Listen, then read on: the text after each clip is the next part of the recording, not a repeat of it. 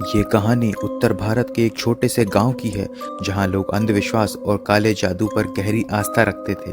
गांव के किनारे पर एक पुरानी जर्जर हवेली थी, जिसे लोग भूतिया हवेली कहते थे। कोई भी उस हवेली के पास जाने की हिम्मत नहीं करता था, क्योंकि कहा जाता था कि वहां पर एक भयानक तांत्रिक की आत्मा वास करती है। राजेश एक युवा और साहसी लड़का हमेशा इन कहानियों पर हंसता था। उसे इन बातों पर यकीन नहीं था और वो खुद को आधुनिक सोच वाला समझता था। एक दिन अपने दोस्तों को चुनौती देने के लिए राजेश ने तय किया कि वो उस हवेली में रात बिताएगा।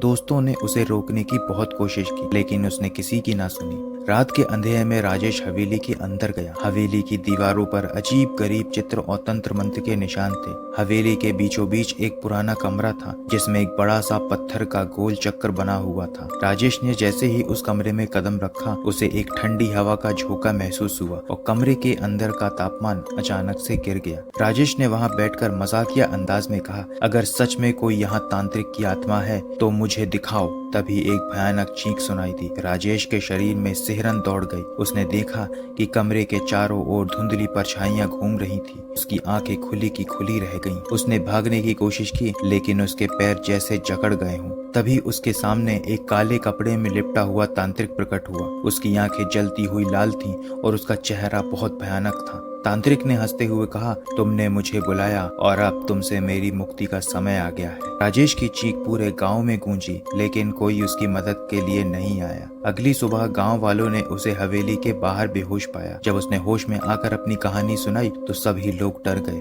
राजेश ने बताया कि तांत्रिक ने उससे कहा था कि अब उसकी आत्मा हमेशा के लिए उस हवेली में कैद हो गई है। उस घटना के बाद कोई भी उस हवेली के पास जाने की हिम्मत नहीं करता। राजेश भी कभी पहले जैसा नहीं रहा। वो हमेशा खामोश और डर के साए में जीता रहा। गांव वालों का विश्वास और गहरा हो गया कि काले जादू की ताकतें सचमुच मौजूद हैं और उनसे दूर ही रहना बेहतर है।